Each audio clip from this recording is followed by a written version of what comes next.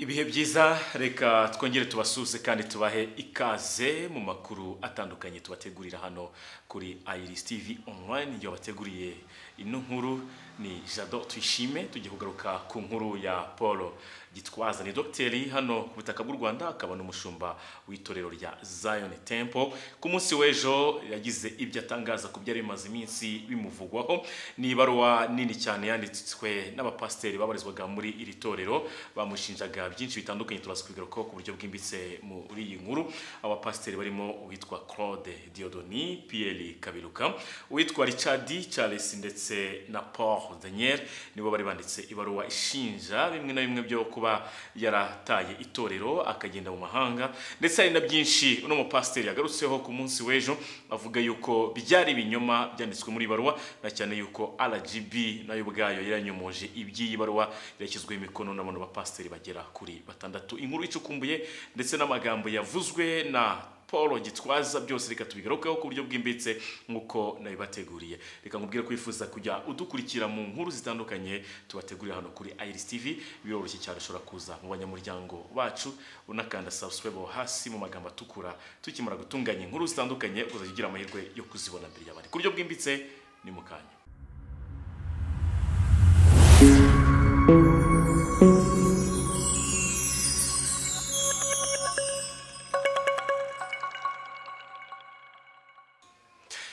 Reka tugaruke ku buryo burambuye kuri iyi nkuru by'umwihariko nabateguriye muri kano kanya ariko tuba dufite amakuru atandukanye azajya aca kuri runo rubuga umushishikariza gukomeza kubana natwe ndetse no kudukurikira mu buryo burambye hanyuma rero katugaruke ku buryo bwimbitse Paul Gitwaza yanenze cyane imyitwarire ya bano ba pasteri bagize ibyo bamushinja ndetse anashima perezida w'u Rwanda Paul Kagame ndetse n'ubuyobozi bw'u Rwanda bwagize ubushishozi ku byashinjwaga Paul Gitwaza reka tubigarukeho ku buryo bwimbitse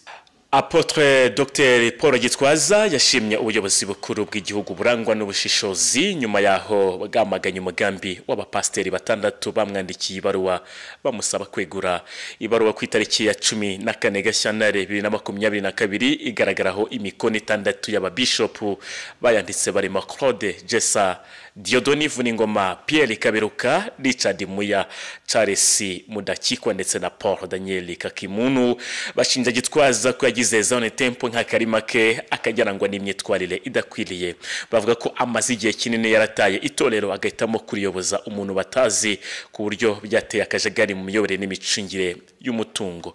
kandi babwiye Gitwaza ko akuwe ku buyobozi bw'iritorero ku mpamvu zirimo ubwibone ndetse no kubiba amacakubiri muri Zion Temple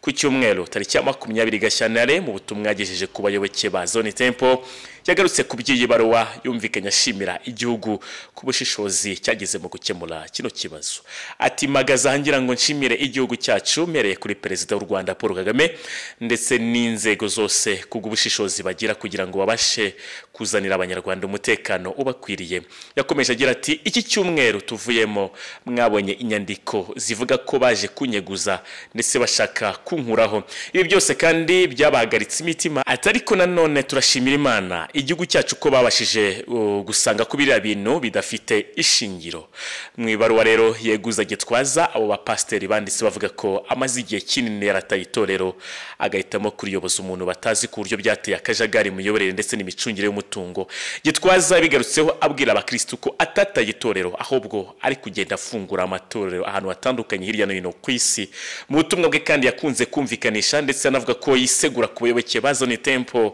ababwira ko igisobanuro cy'intumwa ari umuntu ugenda ashinga amatorero ahantu hatandukanye ati muzi ko nababwiye ko ndimo nshinga amatorero hano kandi umurimo urakomeje nzagaruka vuba mbibutsa ko ari muri Leta Zunze Ubumwe za Amerika uyu mugabo w'imyaka 50 y'amavuko yumvikanye mu minsi ishize avuga ko afite gahunda yo gufungura amashami ya Zion Temple muri leta 50 zigize Leta Zunze Ubumwe za Amerika mu gihe cy'imyaka igera kuri 5 gusa ubu ngo bamaze gufungura Zion Temple muri leta zigera muri 6 arizo leta ya Georgia, Indiana, Ohio, Arizona, Michigan ndetse na Texas, ari naho amaze iminsi akorera muri rusange. Dr. Paul Gitwaza rero ashinjwa kunyereza umutungo w'itorero kumwe yawimuriye mu mahanga undi akawukoresha mu nyungu ze bwite. Mu mitungo izwi ya Zion Temple harimo ibigo bigera kuri 5 by'amashuri mu bice bitandukanye by'igihugu birimo Authentic International Academy, harimo ivuriro mu karere ka Kicukiro, harimo kandi na radio na televiziyo byitwa Authentic n'indi mitungo myinshi. Gitwaza kandi yanakomoje ku makuru agiye avuga ko ashobora kuba yarahunze igihugu cy'u Rwanda bitewe nuko hashize igihe kinini atagaruka mu Rwanda. Gitwaza ati nimukumva abantu bababeshya ngo Gitwaza yahunze u Rwanda ko yatumijwe n'inzego nka RIB yamuhamagaje kuba mushyiriyeho impapuro zo kumuta muri yombi, rwose oya ntagarukuri. Na convocation nimwe nakire ya RIB nari nagira, ndetse nta n'ubwizahaba ko nta cyaha nkorera abanyarwanda ndetse no guhemukira u Rwanda, sinzi ko nshobora kuba nabikora.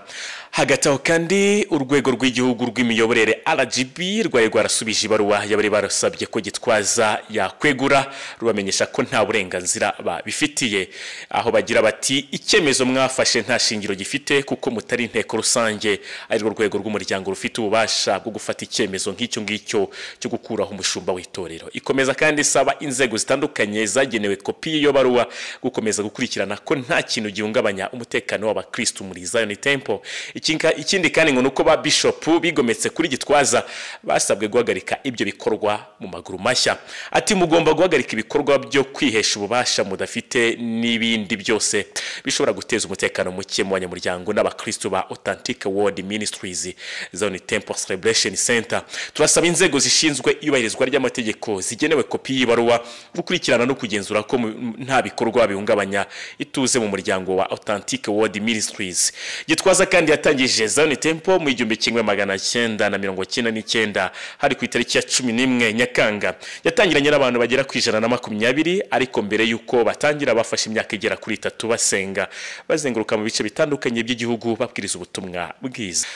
Mbibutsa kandi ko bano bagabo bari barahagaritswe na Gitwaza muri 2016 ku mpamvu zitandukanye, abashinja kugumuka nasaba abakristo be ko abashaka kubakurikira bafata inzira bakagenda bagakurikira abo bagabo bakava muri Zion Temple. Icyo gihe yaragize ati rero bakristo ba Zion Temple abarimo bajya gusengera kuri Amani Guest House n'abandi hose, ndabasaba ko abifuza gukorana nabo mwese mugende, kandi turabaha urwandiko recommendation rubasezerera.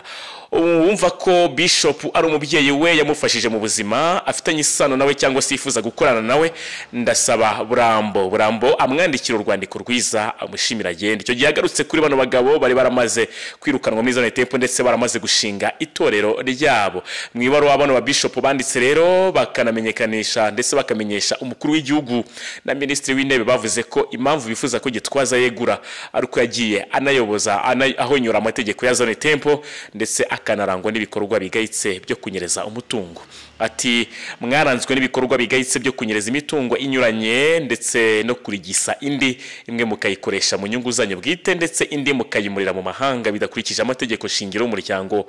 Nta rwego na rumwe mugishije inama, cyane cyane twebwe twawushinganye namwe. Ikomeza kandi ivuga ko Gitwaza yaranzwe no kugira Zion Temple nk'akarima ke akajyarangwa n'imyitwarire idakwiriye. Bavuga ko kandi Gitwaza amagize igihe kinini yarataye itorero agahitamo kuriyoboza umuntu batazi mu buryo byateye akajagari mu miyoborere ndetse n'imicungire y'umutungo wa Zion Temple muri rusange. Babwiye Gitwaza ko akuwe ku buyobozi bw'iri torero ku mpamvu zirimo ubwibone ndetse no kubiba amacakubiri muri Zion Temple. Ati inama y'abashinzwe umuryango Authentic World Ministries Zion Temple Celebration Center imaze kubona ko ibyemezo mwafashe ku giti cyanyu bidakwiriye amategeko, byatumye abakristo benshi bava mu gakiza batabaratana ndetse murangwa no kubiba amacakubiri n'urwango mu nzu y'Imana, tutibagiwe n'umuco mubi witonesha ndetse n'ubwibone. Bashoje bavuga ko kubera izo mpamvu zitandukanye berekanye haruguru mu rwego rwo gusubiza ibintu mu buryo ndetse no kuramira umuryango ugeze aharindimuka, akuwe ku buyobozi bw'umuryango ndetse karibo bawushinganye muri rusange. Hagati aho kandi ku rundi ruhande umwe mu bazi neza umuzi w'ikibazo cya Gitwaza ndetse n'abari bamwungirije batangiranye itorero yavuze ko ibikubiye mu ibaruwa bano bagabo ba bishop banditse ari ibitekerezo byatangiye mu myaka ya 2014. icyo gihe ngo babivuganaga ikinyabupfura n'uburyarya, noneho muri 2015 bakajya babivuga Gitwaza adahari yajya afata imyanzuro bakayitambika. Urugero ngo ni Salon de Coiffure yari igiye gushingwa byemejwe na Gitwaza, ariko mu gihe adahari agarutse asanga wa bishop barayifunze, ngo nibwo yahise afata umwanzuro kubahagarika abo bavuga butumwa bose abantu ngo bari bazi ko aribo bagize Zone Temple, kuko bari bakunzwe n'abakristo cyane ku Gitwaza ari nawe yari yahaye ubuyobozi mu gihe yabaga adahari, yaragiye mu bikorwa bitandukanye hirya no hino kwisi. Bamaze kwirukanwa rero bashinze itorero ryabo, ndetse abakristo bamwe barabakurikira. Hari amakuru avuga yuko mu cyumweru gishize umwe muri batandatu muri abo ngabo yari yaje muri Zone Temple kuhasengera. Umuvugizi wa Zone Temple Tuyizere Jean Baptiste yatangaje ko iyi baruwa yeguza Gitwaza yayibonye ndetse ikamutangaza. Uko rero basinye kuri baruwa bamaze imyaka 6 barashinze itorero ryabo. Ntabwo rero tuzi niba iri ya baruwa aribo bayanditse, kuko ntabwo twumva ko umuntu wo mu itorero rimwe yaza kweguza uwo murindi. Rero natwe turacyari kubikurikirana. Nagaragaje ko mu gihe byakemuka bigaragaye ko aribo bayanditse ubuyobozi bwa Zone Temple butabifata nk'ibintu bikomeye cyane, ko ahubwo byaba ari ugusiga icyasha itorero. Iyo Tuyizere kandi yasobanuye ko 6 bayanditse batangira abanyamuryango shingiro batangiranye na Zone Temple, kandi bari no mu muryango bahagarariye abandi, ariko atari bo batangije Zone Temple muri rusange. Ngaho nguko uko bimeze mu itorero rya Zion Temple. Paul Gitwaza rero ufite umuryango muri Leta Zunze Ubumwe za Amerika, aherutse no kugurayo urusengero, ari gushingayo itorero cyangwa se ari gutangiza itorero rya Zion Temple muri kiriya gihugu, ndetse icyifuzo cye no kuzashinga rino torero mu mareta yose muri Leta Zunze Ubumwe za Amerika. Kuri iyi nkuru nari nabateguriye, reka mbashimire cyane byimazeyo, mbasabe gukomeza kudukurikira no kudushyigikira no kuduha ibitekerezo bitandukanye. Ushobora kumanuka hasi ukareba email ihari ukatwandikira kuri email duha ibitekerezo kuri izo nimero kuri WhatsApp, ndetse wifuza no kuza mu muryango mugari wa Iris Family, ni karibu cyane. Reka mbashimire mwese mwakurikiye iyi nkuru, mukomeze mugubwe neza. Ngiye wagejeje no nkuru ya Rizado Tuyishime. Ndashimira Emilie kuri kamera wadufashije, ndetse na Jean Marie Viana ku majwi, na timu tekinike yose yadufashije kugira ngo no makuru abagereho. Murakoze, murakarama.